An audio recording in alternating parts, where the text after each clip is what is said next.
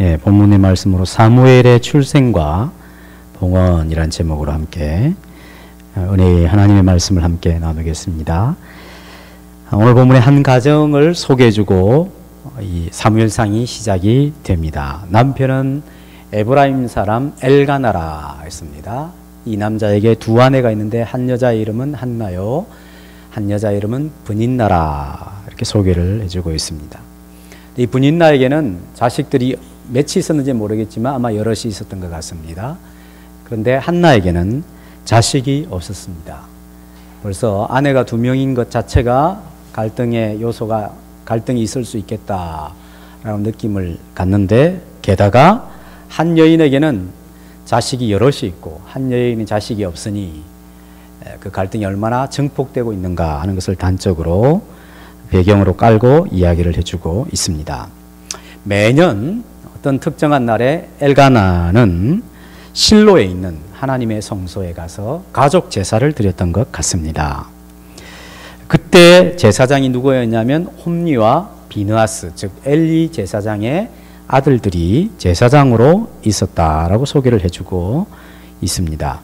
이 사람들이 인격이 어떠하며 이 제사장들이 하나님 앞에 얼마나 성실한지 또는 불성실한지, 사람들로부터 어떤 평판을 듣는 지도자인지 이런 언급은 전혀 하지 않은 채 그저 배경으로만 깔고 있는 것이죠. 시작하고 있으니까 무대 배경이나 또는 사람 배경을 지금 깔고 이야기를 하고 있는 것입니다. 제사 드린 날에는 항상 브닌나와 그의 자녀들에게 한 몫씩 줬습니다. 어느 정도인지 모르겠지만 한 몫씩 줬어요, 엘가나가. 그런데 한나는 이 브닌나보다 더 사랑했기 때문에 엘가나가 두 배를 줬다라고 했습니다. 남편이 굉장히 많이 배려를 한 것이죠. 이것이 브닌나가 한나를 괴롭힌 이유가 되기도 했습니다. 자식이 많아서 의기양양하여 자식이 없는 한나를 충분히 괴롭힐 수 있는 처지에 있었습니다.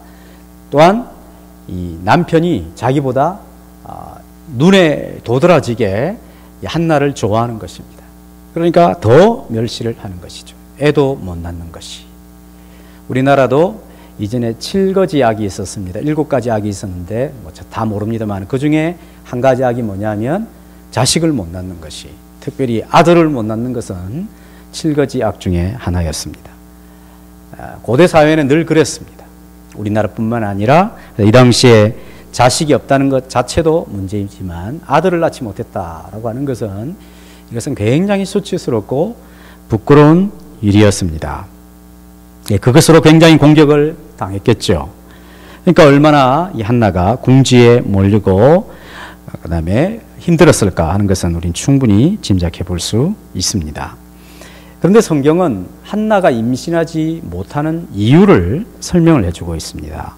5절 끝에 보시면 그러나 여호와께서 그에게 임신하지 못하게 하시니, 6절 여호와께서 그에게 임신하지 못하게 하심으로. 그렇죠? 한나가 왜 아이를 갖지 못한가, 왜 불임인가? 그것은 한나나 엘가나에게 문제가 어떤 신체적으로 육체적으로 문제가 있는 것이 아니라 이것은 영적인 것이다 하는 것을 가르쳐주고 있습니다. 한나가 임신하지 못한 이유는 하나님께서 임신하지 못하게 하셨기 때문이다 라고 하는 것이죠. 이 성경을 부정적으로 생각하면 하나님은 굉장히 짓궂구나, 하나님께서 이렇게 비참한 처지에 있는데 인생을 가지고 장난치시는 분인가? 이렇게 부정적으로 생각할 수 있습니다. 그러나 성경을 제대로 보는 사람은 여기에 하나님의 특별한 뜻이 있구나.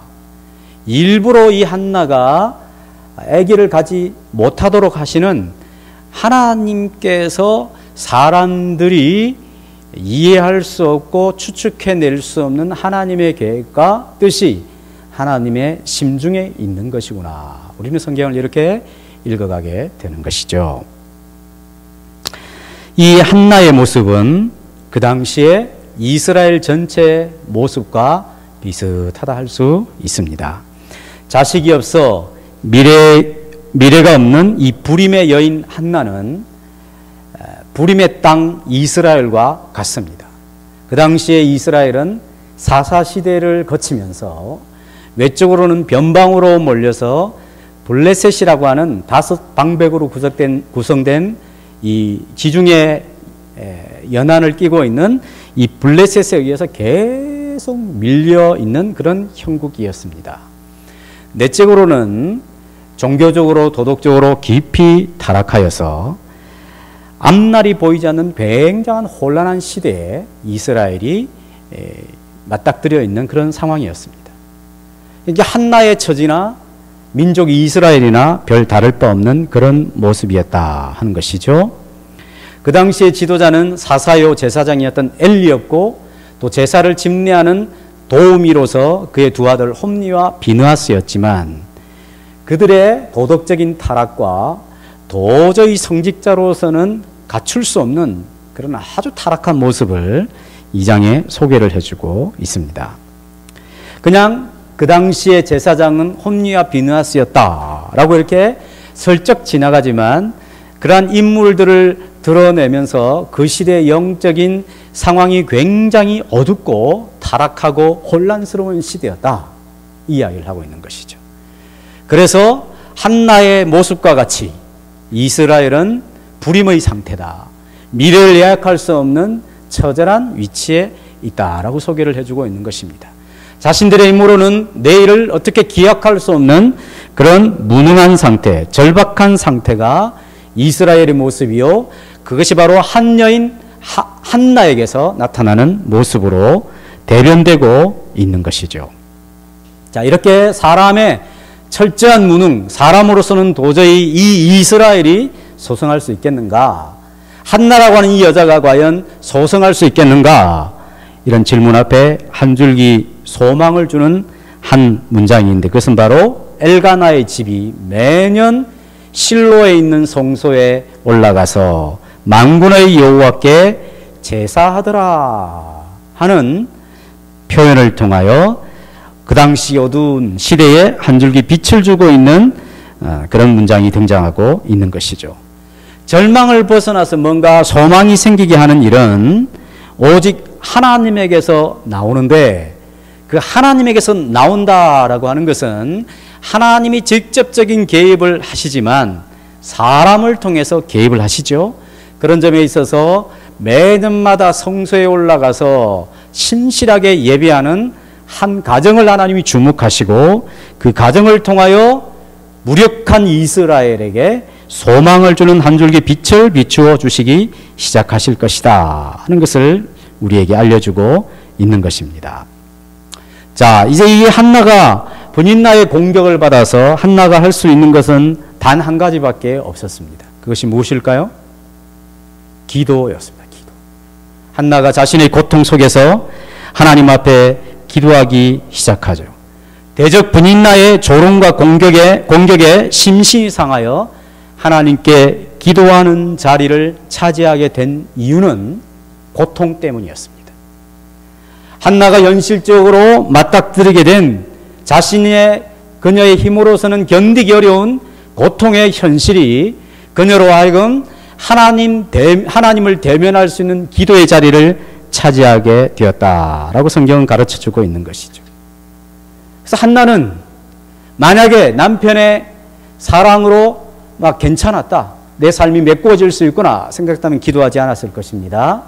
대적 분인나가 비록 자신이 남편에게 더 사랑을 많이 받는 입장에 있어서 분인나가 시기하지 않았다면 한나는 이 기도의 자리를 차지하지 못하게 되었을 것입니다. 그냥 편안하게 아기를 낳았더라면 굳이 기도하는 자리에 나오지 않았을 것입니다. 근데 한나가 이처럼 고통스럽게 기도를 시작하게 된 이유는 자신이 당한 어려운 현실이었습니다. 자신의 힘으로는 이겨낼 수 없는, 극복할 수 없는, 자신의 힘으로는 도저히 해결할 수 없는 무능의 상태에 있다는 것을 깨닫고 하나님 앞에 나오게 되었다라는 것이죠. 한나의 기도가 9절부터 소개되고 있는데, 한나의 기도는 믿음의 기도였습니다. 하나님께서 생명을 닫기도 하시고 생명을 열어서 주시기도 하시는 그런 하나님이다라고 하는 믿음을 가지고 하나님 앞에 기도를 하는 것이죠.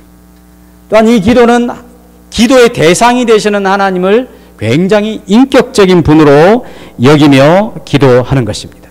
자신의 마음의 괴로움을 다 아뢰며 울면서 통곡하며 기도하고 있는 한 여인의 모습을 통하여 그녀가 기도하고 있는 대상이신 하나님은 굉장히 인격적이시구나 하는 것을 알 수 있습니다. 그리고 뭐라고 합니까? 나를 기억해달라 그러죠. 11절에 서원하여 이르되 만군의 여호와여 만일 주의 여종의 고통을 돌보시고 나를 기억하신다면 나를 기억해 주십시오. 기억해달라 이 말은 이전에 알고 있었던 관계니까 기억해달라는 것이죠. 나도 알고 상대방도 나를 알고 저 기억하시죠? 당신 누굽니까? 나 처음 보는데 이런 사람은 이제 기억이 안 되는 거죠. 나를 기억해달라 이 말은 하나님 그분을 알고 있고 그분이 나를 알고 있다라고 하는 관계가 성립이 되어야 기억해달라라고 기도하는 것이죠. 그 말은 하나님에 대한 어떤 인격적인 존재로 하나님을 여기면서 기도하는 것입니다. 이것은 블레셋이나 또는 가나안 민족이 섬기고 있는 이방신과는 굉장히 달랐습니다. 이방신을 섬기는 사람들은 기도할 때 어떻게 하냐 하면 막 자기를 학대하고 막 피를 흘리며 자학하면서 기도하죠. 인격적인 신이 아닙니까? 근데 한나는 하나님 굉장히 인격적인 존재라는 것을 알고 자기의 모든 통사정을 울면서 기도하며 자신을 기억해달라 하는 것입니다. 그럼 한나는 하나님이 자기를 알고 하나님이 자기를 알고 자기도 하나님을 안다는 것을 어떤 식으로 이렇게 이해하며 이렇게 기도할까요? 그것은 바로 이스라엘 민족이라는 것이죠. 하나님께서 이스라엘 민족을 선택하셔서 언약 백성으로 삼았지 않습니까? 영원히 그들을 지키고 선민 택한 백성이 되어 하나님과의 언약 관계를 이루게 된 백성이 이스라엘입니다. 그 언약 백성 중에 한 사람인 한나는 그 하나님과의 언약에 자기가 있기 때문에 그 언약을 하나님이 기억하시고 나도 하나님을 기억합니다. 하나님은 생명의 하나님이시기 때문에 나의 몸에서 생명을 주실 수 있는 하나님이십니다. 이런 믿음을 가지고 하나님께 기도하는 것이죠. 그녀의 절박한 상황만큼이나 그녀의 기도는 간절한 기도였습니다. 통곡을 하며 하나님께서 아들을 주시면 내가 이 아들을 평생 나시린으로 하나님께 드리겠다 서원하며 또 마치 타인이 볼 때 술 취한 것처럼 하나님 앞에 간절하게 기도하는 모습을 소개해주고 있습니다. 그녀가 당한 고통은 하나님을 의지하도록 만들었습니다. 그녀가 당한 아픔은 하나님 앞에 온 마음을 쏟아 놓게 하는 도구가 되었습니다. 그녀가 당한 현실은 하나님을 더 가까이 할 수 있는 기회가 되었습니다. 그녀는 자신의 절망감 속에서 하나님만이 생명을 여실 수 있다고 하는 믿음을 가지고 나아가서 자신뿐만 아니라 이스라엘 민족 전체에 하나님의 소망을 여는 사람이 될 수 있었습니다. 우리의 삶 속에 고통이라는 것이 찾아오지 않습니까? 분인나와 같은 사람이 있어서 우리가 누군가로부터 칭찬과 잘 되는 것이 있으면 시기하여 우리를 고통스럽게 하고 우리에게 뭔가가 잘못되어 있으면 그 잘못된 것을 트집 잡아서 해코지하고 그 고통에 손가락을 넣어서 후벼 파는 그런 사람도 있습니다. 물질적인 또는 정신적인 사람들과의 대인관계 속에서는 수많은 고통들이 낯선 손님처럼 우리를 늘 방문할 때가 있습니다. 우리는 늘 삶이 단조롭고 편안하고 우리가 기대하는 바대로 우리의 삶이 구성되어 있지 않다는 것을 잘 압니다. 근데 놀랍게도 하나님은 그런 고통을 통하여서 하나님의 사람들로 하여금 하나님의 뜻을 발견할 수 있는 기회로 삼기를 원하신다는 것이죠. 여러 역경 속에서 그 역경을 가지고 더욱더 하나님을 가까이 만날 수 있는 기회로 삼을 수 있다고 하나님은 말씀하십니다. 내게 닥친 환난과 어려움은 그저 불평하거나 원망하는 그런 수준에서가 아니라 하나님께 그것을 기도의 자리로 가지고 나아가 새 시대를 열 수 있는 하나님의 도구와 하나님의 기회로 삼을 수 있다고 말하고 있는 것이죠. 많은 사람이 고통을 당하고 어려움을 겪게 되면 잘못된 방법으로 해결하려는 경향들이 있습니다. 어떤 사람은 막 먹죠. 폭식을 합니다. 폭식을. 막 먹어서 스트레스를 해소하려는 사람이에요. 뚱뚱하지 않습니까? 그런 사람들. 뭐 뚱뚱한 사람은 다 그렇다 이 말이 아니라 그런 식으로 잘못되게 해결하려는 사람이 있다는 거죠. 또 고난이 있고 어려움이 있게 되면 막 불평하는 사람이 있습니다. 부모를 불평하고 환경을 탓하고 나는 돈이 없어서 그래 이런 식으로 불평하고 탓으로 돌리죠. 나는 재능이 없어서 그래. 다른 사람은 다 있는데 왜 나는 없어? 이런 식으로. 왜 하나님은 다른 사람은 잘해주고 나는 왜 이렇게 대하시는가? 이렇게 불평하고 원망하는 사람들이 있습니다. 그러나 어떤 사람은 그 고난과 고통 그대로 현실을 이해하고 그것을 하나님 앞에 다 쏟아놓으며 마치 내 모든 사정과 형편을 다 들어줄 수 있는 친근한 사람에게 이야기하듯이 다 쏟아놓습니다. 그리고 그 하나님께 맡기며 이러한 고난과 고통을 통하여 하나님이 선으로 바꿔주실 것을 믿고 하나님께 전적으로 의지하는 사람도 있습니다. 그런 사람들은 많지 않은 것 같습니다. 한나는 그랬습니다. 자신의 모든 당하는 고통을 하나님 앞에 다 아뢰며 자신의 사정을 다 알고 계시고 내가 알고 하나님이 나를 아시는 그런 관계 속에 나를 기억해 달라고 하나님께서 생명을 넣으실 수 있다고 하는 믿음의 인격적인 간구를 드리고 있는 것을 보게 되는 것이죠. 이때 엘리가 한나가 기도하고 있는 것을 보고 이렇게 생각을 했습니다. 12절 13절에 보면 아마 한나가 이런 고통 속에서 막 눈물을 흘리며 기도할 때도 소리를 거의 내지 않았던 것 같습니다. 야, 이렇게 할 수 있을까? 그죠? 근데 어쨌든 그렇게 했다는 것입니다.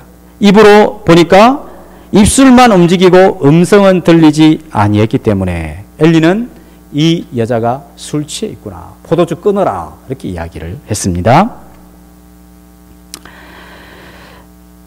엘리는 그 당시에 가장 높은 지위와 하나님과 그 제도가 주는 범위 안에서 하나님과 제일 가까이 있는 사람이었습니다. 대제사장이었고 이스라엘의 지도자였습니다. 그런데 이 엘리가 한나가 지금 하고 있는 신앙 행위에 대하여 올바르게 판단을 내리지 못할 만큼 영적으로 굉장히 무디어져 있다라는 것을 알 수 있습니다. 지금 저 여인이 저렇게 하고 있는 것에 대하여 그냥 술 취했다고만 판단을 할 뿐, 정말 간절하게 기도하고 있구나.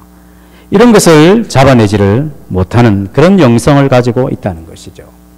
엘리는 나중에 성경이 소개하고 있는데 살이 굉장히 쪘다, 비대했다.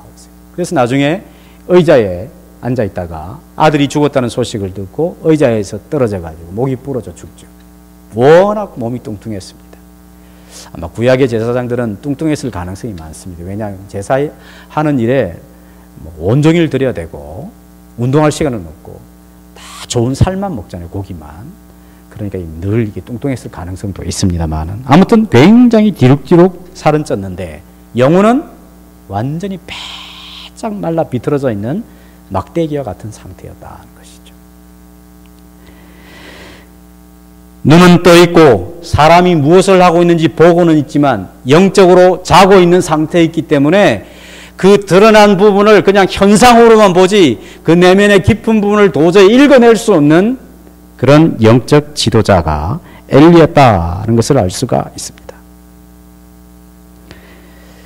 그럼에도 불구하고 한나가 지금 내가 술 취한 것이 아니라 내 마음이 너무나 슬픈 상태에 있어서 내가 하나님 앞에 지금 기도하고 있는 것이다 라고 이야기했을 때 엘리가 이렇게 대답을 합니다. 17절 한번 읽어보겠습니다. 시작. 엘리가 대답하여 이르되 평안히 가라. 이스라엘의 하나님이 네가 기도하여 구한 것을 허락하시기를 원하노라 하니. 엘리는 축복의 메시지를 전해줍니다. 한나에게. 영적으로 잠자고 있는 사람이 하는 축복입니다. 한나가 생각할 때는 어떻게 내가 이렇게 처절하게 기도하고 있는데 그것을 알아차리지 못한단 말인가 원망할 수도 있는데 그저 자신의 상태를 이야기하자 엘리가 이런 축복의 메시지를 하게 되었습니다. 그냥 하는 소리겠지 이렇게 받아들일 수도 있겠죠. 어떻게 저런 영적으로 무감각한 사람이 저런 말을 내뱉을 수 있을까 이렇게 생각하며 받아들이지 않을 수도 있습니다. 근데 한나가 이 엘리의 축복의 메시지를 믿음으로 수용했습니다. 18절을 같이 읽어볼까요? 시작. 이르되 당신의 요정이 당신께 은혜 있기를 원하나이다 하고 가서 먹고 얼굴에 다시는 근심빛이 없었더라. 그리고 가서 먹고 얼굴에 다시는 근심빛이 없었습니다. 아무것도 먹지도 아니하고 마시지도 아니하며 자신의 슬픔과 근심을 하나님께 아뢰던 한 여인이 이 대제사장의 축복의 메시지를 듣고 먹고 얼굴에 다시는 근심하지 않았다 하는 것입니다. 이런 일이 있을 수 있습니다. 우리가 기도하는 중에 하나님으로부터 응답을 받는 확신을 얻게 되는 방법은 여러 가지가 있습니다. 우리는 기도하면서 우리가 알고 있는 하나님의 말씀을 되뇌이며 묵상할 수 있습니다. 또한 하나님 자신이 어떠한 분인지, 내가 기도하고 있는 이 제목에 대하여 하나님이 어떤 성품과 어떤 분인지를 묵상하는 중에 하나님의 크심에 비하여 내가 기도하고 있는 것이 너무나 작구나 하는 것을 느낄 때 마음의 평안과 확신이 생길 수 있습니다. 또는 어떤 말씀이 나를 탁 붙들어서 기도 중에 하나님이 응답해 주셨구나 하는 확신을 가질 수 있습니다. 또 기도 중에 우리가 응답을 확신할 수 있는 것은 성령께서 우리 안에 일하실 때 우리는 응답에 대한 확신을 가질 수 있습니다. 성령이 평안을 주시고 마음에 큰 확신을 주시고 저 깊은 곳에서부터 이 환경이나 외적인 조건은 바뀌어져 있지 않는데 내 마음속에 이미 성취된 것으로 확정을 해 주실 때 우리는 응답을 확신할 수가 있습니다. 또 어떤 경우는 환상이나 귀에 들리는 음성은 아니지만 마음속에서 들리는 어떤 음성을 통하여 기도 응답에 대한 확신과 평안이 몰려올 수 있습니다. 한나는 아마도 이 엘리 제사장의 이야기를 듣고 가서 먹고 얼굴에 근심빛이 없었다라는 것을 봐서는 엘리가 자신에게 전해주는 그 말씀을 하나님의 음성으로 들었을 가능성이 있습니다. 굉장히 중요한 것입니다. 무슨 말이냐 하면 엘리의 인격이나 엘리가 하나님을 섬기는 영적인 수준이나 엘리가 사람들로부터 영적 지도자로서 받는 평가에 비해서 그가 내뱉는 하나님의 말씀과는 차이가 있는 것이죠. 그럼에도 불구하고 한나는 자기 귀에는 어떻게 들렸냐 하면 저거는 하나님이 내게 응답해 주시는 말씀이다. 평안히 가라. 하나님이 내가 기도하여 구한 것을 허락하신다 되지 않고 이스라엘의 하나님이 네가 기도한 그것을 허락해 주시기를 원한다. 이렇게 들었던 거예요. 하나님 나를 기억하여 주십시오. 이스라엘 백성들이 하나님과의 언약 관계 속에서 하나님이 우리를 기억해 주시고 내가 그 언약 백성의 한 백성이지만 하나님 나를 기억해 주십시오. 그랬을 때 엘리 제사장을 통하여 들리는 메시지는 이스라엘의 하나님이 네가 구한 그것을 허락해 주시기를 원한다 했을 때 아마 한나는 저거는 나에게 주시는 하나님의 분명한 음성이요 내가 기도한 것에 대한 분명한 확증이요 응답이다 이렇게 생각했을 가능성이 많습니다. 믿음으로 하나님 앞에 간구하며 하나님의 언약을 믿고 간절하게 간구할 때에 하나님께서 이 한나에게 은혜를 주신 것입니다. 말씀으로 확증을 해 주신 것이죠. 마가복음 11장에 이런 말씀이 있습니다. 그러므로 내가 너희에게 말하노니 무엇이든지 기도하고 구하는 것은 받은 줄로 믿으라. 그리하면 너희에게 그대로 되리라 했습니다. 많은 사람들이 기도하고 고민하죠. 많은 사람들이 기도하고 의심합니다. 기도했는데도 맡겨놓지를 않아요. 하나님께. 늘 불안해하고 기도해놓고 의심하고 기도해놓고 불안해하고 기도해놓고 걱정하고 염려하고 그렇게 한다는 것이죠. 응답에 대한 분명한 확신이 없기 때문에 그러는 것입니다.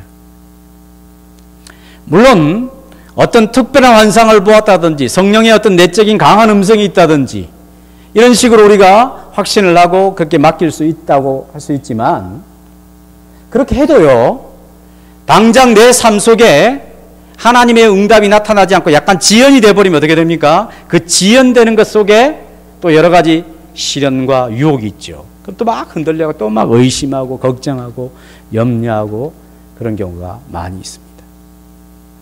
성경에는 생략되어 있지만 이런 응답을 받고 내려왔다고 해서 분인나가 내가 그동안 형님인지 동서인지 모르겠지만 잘못했어, 이러면 얼마나 좋겠어요. 성경에는 없지만 계속적으로 공격했겠죠. 애도 못 낳는 것이 갑자기 웃기는 왜 웃어? 그렇지 않겠어요? 그래서 우리가 하나님 앞에 신앙생활을 할 때, 특별히 기도 생활을 할 때 참 주의하고 우리 자신을 늘 살펴야 되는 부분입니다. 여러분, 이럴 수 있습니다. 응답을 받았어요. 처음에 확신을 얻었습니다. 그러나 그 확신을 얻은 것이 실제로 응답이 될 때까지의 과정 속에 의심이 일어나요. 환경이나 내 마음 속에서. 근데 때가 되면 응답이 되는 그런 경우가 있습니다. 자, 첫 번째 케이스. 두 번째 케이스. 똑같이 응답을 받았어요. 확신이 생겼어요. 과정 중에 여러 가지 어려움이 있지만 하나님이 이것을 분명히 응답해 주셨기 때문에 끝까지 믿기로 하는 거예요. 근심과 걱정이 있을 때 그냥 예수님의 이름을 물리쳐 버리는 거예요. 그리고 때가 되었을 때 응답이 받는 경우가 있습니다. 그렇죠? 결과는, 처음과 결과는 똑같아요. 확신을 얻었습니다. 응답이 되었습니다. 과정이 다르죠? 그랬을 때 나타나는 결과가 뭐냐 하면 첫 번째 케이스, 의심하고 응답은 받았는데 믿음이 안 자라요. 이 내적인, 그 영적인 근육이 강화되지 않는다는 거죠. 광야의 이스라엘 백성들처럼. 그죠? 근데 얼마나 많은 어려움을 겪었습니까? 반면에 얼마나 많은 하나님의 도움의 손길을 경험했습니까? 그럼에도 불구하고 믿음이 안 자라요. 하나님을 신뢰한 정도가 커지지 않는다는 거죠. 후자는 믿음이 자라고 영적 근육이 강화되고 하나님을 더욱더 깊이 신뢰하는 단계로 나아가게 되는 것입니다. 한나가 이제 드디어 사무엘을 갖게 되고 아이를 낳게 되었을 때에 이렇게 표현하고 있습니다. 19절 한번 볼까요? 어떻게 응답이 되는지. 시작. 그들이 아침에 일찍 일어나 여호와 앞에 경배하고 돌아가 라마의 자기 집에 이르니라. 엘가나가 그의 아내 한나와 동침하매 여호와께서 그를 생각하신지라. 그를 기억하셨다는 것입니다. 무슨 말이냐면 한나가 하나님 앞에 11절에 기도할 때 여호와여 나를 기억하옵소서 했는데 하나님께서 19절에 그녀를 기억해 주셨다는 것입니다. 굉장히 놀라운 표현들이죠. 하나님 나를 기억해 주십시오. 그러니까 하나님이 그녀를 기억해 주신 것입니다. 그래서 그 이름을 사무엘이라.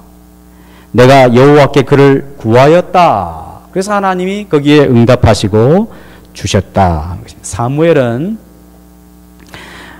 문자적인 뜻은 그의 이름은 하나님이시다. 그의 이름은 하나님이시다. 그러니까 사무엘이 하나님이다 이 말이 아니겠죠. 아들이 하나님이다 이 말이 아니라 내가 기도하고 나를 기억해달라 그랬더니 하나님이 그것을 들으시고 하나님께서 기억해 주시는 그가 참으로 하나님이시구나. 이런 표현이라고 할 수가 있습니다. 그래서 매년제에 이제 가족이들이 매년제에 한나는 올라가지 않았어요. 왜냐하면 엘가나에게 남편에게 상의를 했습니다. 이 아이가 젖을때기까지는 내가 젖으로 먹이고 양육하고 젖을땐 후에는 하나님께 약속한 대로 이 아이를 하나님께 평생 드리겠다. 엘가나가 동의를 해주죠. 어떤 일이든 부부가 되었으면 혼자 결정해서는 안 됩니다. 함께 잘 상의를 해서 하나님 앞에 바르게 결정을 해야죠. 그래서 한나가 이제 젖을 떼고 이 사무엘이 젖을 떼고 어린 사무엘을 데리고 이제 실로 성소에 갑니다. 가는데 그냥 맨손으로 가지 않고 뭘 가져가냐면 수소 3마리, 밀가루 1에바, 포도주 1 가죽 부대를 가지고 갔어요. 수소 3마리가 비쌀까요? 쌀까요? 농사를 안 해봐서 잘 모르겠죠. 어쨌든 굉장히 비싸겠죠. 지금이나 예나. 수소 3마리, 밀가루 한 에바 22.3리터가 되죠. 포도주 한 가죽 부대. 즉 하나님 앞에 이 사무엘을 드리는데, 사무엘만 드리는 것이 아니라 거기에 해당되는 큰 재물을 끌고 하나님 앞에 나아가 자신이 약속한 것을 그대로 이행하는 한 여인의 모습을 소개해주고 있습니다. 이것은 성경을 남 이야기니까 이렇게 쉽게 읽지 쉬운 일이 아니었을 가능성이 많습니다. 저희 우리 조카가 많이 아팠지 않습니까? 지금도 뭐 치료 중에 있습니다만, 애기 아빠가 처남이 처음에는 이렇게 기도했습니다. 하나님 살려만 주십시오. 장애 알아도 괜찮습니다. 살려만 주십시오. 그랬습니다. 살아났습니다. 그럼 살리기만 하면 됩니까? 장애하면 됩니까? 안 되죠. 건강하게 해주십시오. 지금 이제 재활을 하는데 재활이 더디니까 마음이 막 조급해져요. 혹시 이렇게 더 이상 이렇게 진전이 안 되는 거 아닌가?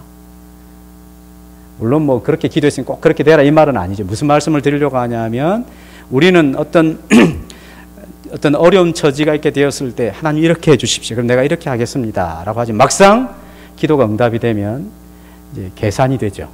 정신 차리고 보니까 하나님 사무엘이 너무 똑똑한 것 같아요. 둘째 주시면 안 될까요?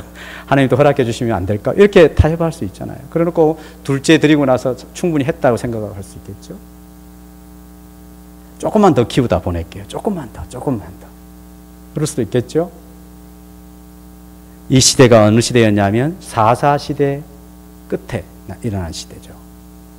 4.4 시대는 어떤 시대입니까? 사람들이 약속을 그냥 밥 먹듯이 삼켜버리는 거예요. 약속을 지키지 않습니다. 지도자들이나 백성들이나. 하나님은 어떤 분이십니까? 이스라엘에게 약속하시고 그 약속을 어떤 일이 있어도 반드시 실행하시는 성실하신 하나님으로, 그리고 자기 백성도 내가 너희들에게 이렇게 성실과 인애를 베풀 터이니 너희도 성실하게 나에게 반응하라. 이것이 언약 관계 속에 있는 하나님과 이스라엘 백성들 사이에 있어야 될 도리입니다. 근데 이것이 철저하게 무너진 시대가 4.4 시대죠. 근데 한 여인, 이 한나라고 하는 여인은 자기가 서원한 대로 그대로 지키는데 그저 아이만 보내는 것이 아니라 자기의 재산 중에 큰 재산을 준비하여서 하나님 앞에 감사와 서원을 이행하는 믿음의 여인으로 등장하고 있더라 하는 것입니다. 무슨 말입니까? 처음에 한나라고 하는 한 여인은 개인적인 절박감과 무능한 상태에 있었던 여인이지만 이 여인이 이스라엘 민족 그 당시의 전체를 대변하는 것이죠. 외적으로나 내적으로나 도저히 이스라엘 자체로는 무력하여서 소생할 수 없는 그런 처지였다는 거죠. 불임의 여인과 같이. 그 시대가 4.4 시대였기 때문에. 그런데 놀랍게 이 한 여인에게 일어난 사건을 통하여 이 여인이 하나님 앞에 철저하게 부르짖고 의지함으로 말미암아 생명 주시는 하나님이 그 언약을 기억하셔서 그녀에게 태를 열어 아이를 주시더라는 것이죠. 이러한 은혜 앞에 이 여인이 성실하게 그 약속을 이행하는 모습을 보면서 이제 드디어 이 혼란한 4.4 시대가 접고 새로운 시대가 시작이 되겠구나. 하나님의 성실한 은혜와 약속과 도우심을 경험하였던 이스라엘이 끊임없이 불성실하며 하나님에 대하여 배신으로 반역하던 이 이스라엘이 드디어 이제 이 한 사무엘이라고 하는 사람을 통하여 이 가정을 통하여 하나님 앞에 성실하게 믿음으로 반응하는 새로운 이스라엘로 창조되고 있구나 하는 기대감을 갖게 하는 본문이라 할 수가 있는 것입니다. 하나님의 나라는 하나님의 방식을 따라서 성취를 하시죠. 그러한 하나님의 방식은 언제 나타나냐 하면 사람으로서는 할 수 없는 상황이 되었을 때에 하나님께서 하나님의 능력의 손길을 나타내는 것입니다.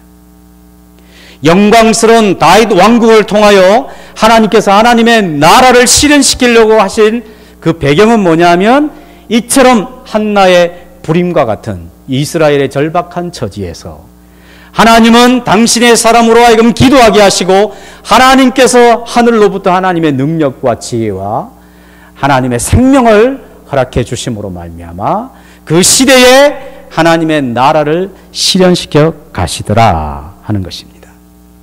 오늘 본문이 우리에게 중요하게 가르치는 교훈이 무엇입니까? 하나님께 기도하는 것이 참 중요하다는 것입니다. 바꿔 말하면 하나님께서 우리에게 응답하시는 분이다 라는 중요한 사실을 꼭 기억하라 하는 것입니다.